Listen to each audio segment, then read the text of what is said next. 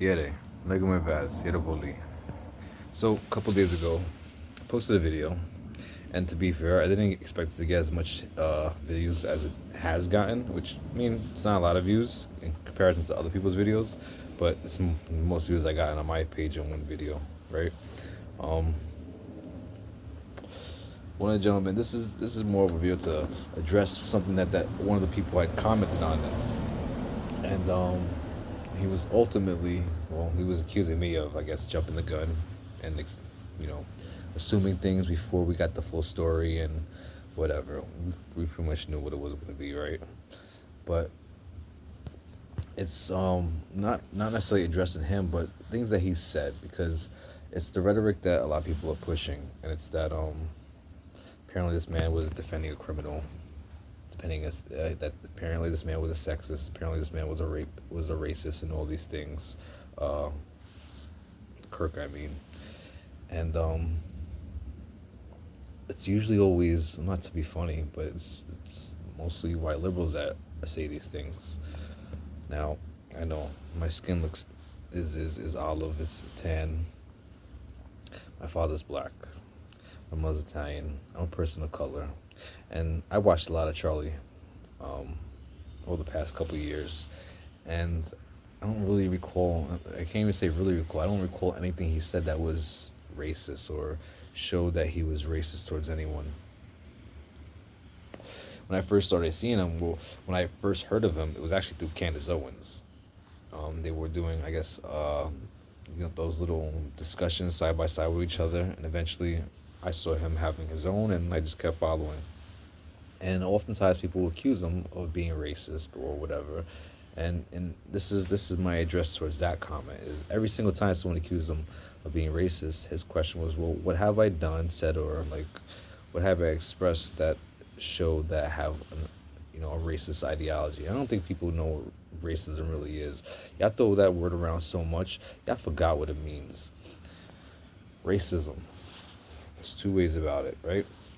The first is the belief that your race is superior to other races. That's your first step of racism. Believing that your ethnicity is superior to other ethnicities. The second form of racism is believing in negative. Well, I would say negative stereotypes or prejudices. Having negative prejudice towards someone. I say negative because you can have a positive prejudice towards someone. Is it make it racist? Like, if is it racist to assume that Asian people are really really good at math and better than most American kids? Is that racist? If it's a good thing, I don't know. But so I assume I take it as it's negative prejudices. That's what racism is. If someone displays for you stats, statistics, not that doesn't make them racist if they could just show you statistics. Um, and the only thing that he could have said that was close to, I don't even want to call it racist, but addressing stats is talking about black crime in America, how 13% commits a high proportion of violent crimes, from rape to gun violence to aggravated assaults. And these are just stats. Stats don't make someone a racist. They just make them, someone that read stats and give them back to you. The next part was defending a criminal. Now, the only person I could imagine that he defended that was criminal, or people calling him criminal, is President Trump.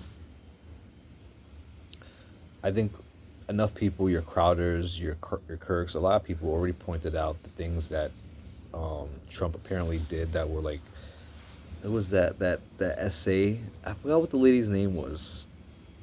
All I remember was she went on CNN, spoke to Anderson Cooper, and her take was, some people think essay is really sexy. I think essay is really sexy, don't you? You know what I'm saying? I'm using essay, but she wasn't saying essay.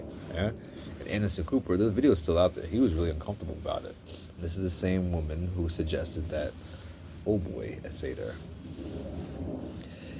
And in some degree, am I saying she's wrong? I think what she's saying is disgusting, but I gotta wonder how wrong she is, right? Because I remember growing up, and Lifetime channel was a big thing for, middle-aged women and whatnot, stay-at-home moms, and a vast majority of the shows, of the plots in Lifetime channel stuff, was about either a cheating man or a man who essayed people or essayed women.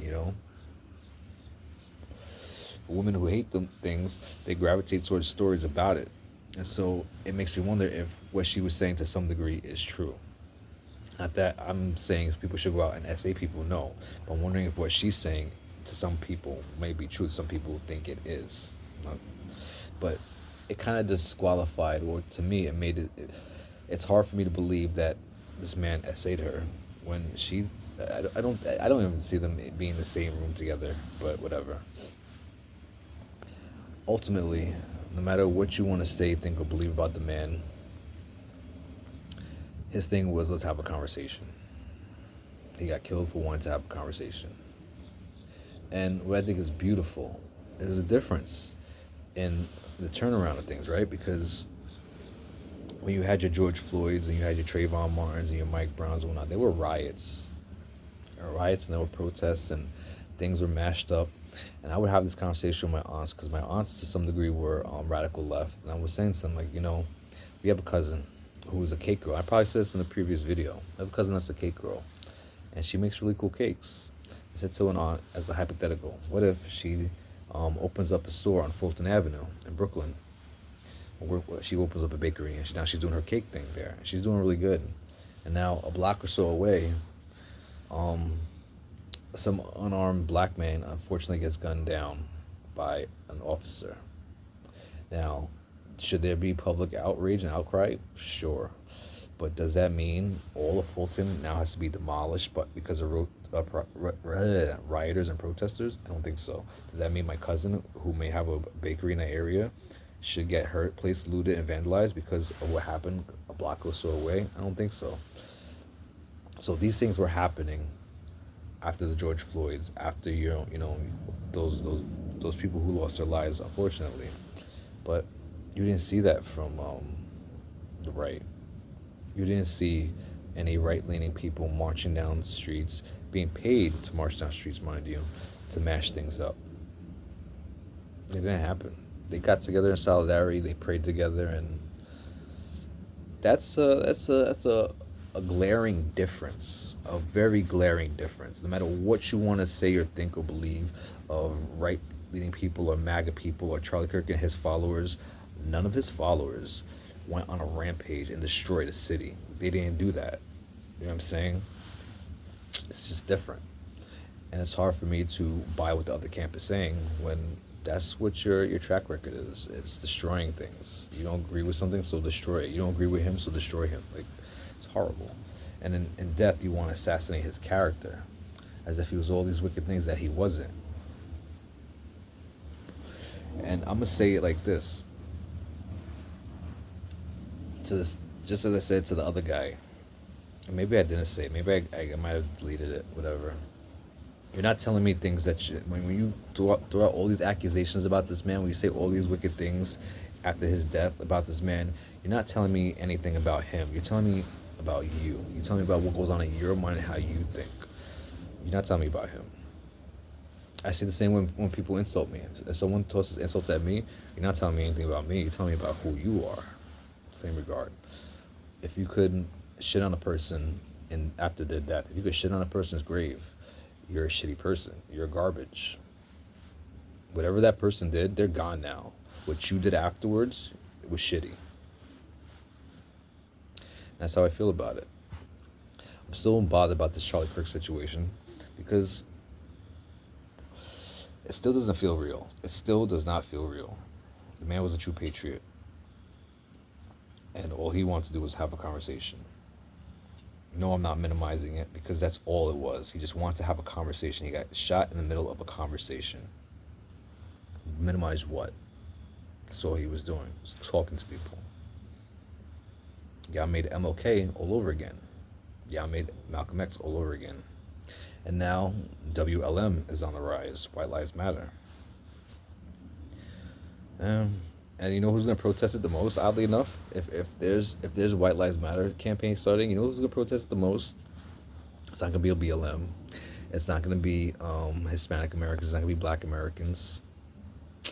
It's gonna be angry white liberals with white liberal guilt who are gonna protest the WLM. Irony. It's so funny, so weird. Yeah, this was. I'm trying to. I'm not gonna make such a long video this time. Keep it short. Had a couple things I just wanted to get off my chest, and that was, for the most part, that was it. On another note, I'm keeping up with my weight gaining journey continues, as well as my Greek journey. I'll probably do a video tomorrow or so. Um, there's I do Duolingo for the Greek stuff, and there's like different units to go through for courses. In unit 2 or section 2, unit 4, I went back to the start to refresh, and there's a big old ant. It's like this big on the ground. It looks like they're trying to eat me. Eesh. But yeah, so I've been refreshing, going back over old lessons, because some things I kind of forgot, because the way Duolingo works is it gives you one lesson and it pushes you on to the next, and it gives you one lesson and pushes you on to the next. It might give you an exercise here and there to, refresh your memory with the old stuff, but it's not enough to keep that stuff fresh and, instilled. So I'm learning more, or I'm trying to learn harder. About 46 days in now, and it's gonna keep going. But so far, that's it. I'm trying to keep this one peaceful. I'm not trying to be hateful. I don't think I was hateful in my last one, but I'm trying to keep that energy, that good energy going. Rest in peace, Charlie Kirk. I don't believe in Christ the way you do. I don't believe in God the way you do, or heaven the way you do. But you will be missed. You will. Not just by me, obviously. Your family, your friends, fans, all that. The boy who shot him, I don't want to see him get the death penalty. That seems like the easy way out. It seems like such an easy way out for such a crime. Like, you have to pay for that, and that I don't think killing the man, putting him in an electric chair or whatever is I don't think that's payment enough. I don't think he would have I don't think he would feel the weight of what he did. You know what I mean? Maybe lock him up forever, maybe deport him, but I don't think he should die. I'm not big on capital punishment in general. How do we decide that someone dies? If we're against him killing this man, how do we turn around and put him on an electric chair? You know what I mean? Or anything for that matter. Like, I'm not with killing. I'm not. I'm with self-defense, but obviously this is a self-defense situation, and Charlie's not the one that's gonna be, pulling that switch. It's gonna be the government doing it. I don't agree with it. It's too impersonal. I think he should pay a little bit more. I think he should do some time in jail. I think not jail, prison. Yeah. I know people gonna say, oh, but he's gonna use up the tax dollars. No, never mind. The tax dollars are already going to that. Just put him in prison. Let him suffer for a little bit. Yeah. Other than that, yeah, I'm gonna cut this one short. Go back inside, get something to drink. Y'all be well. Kere.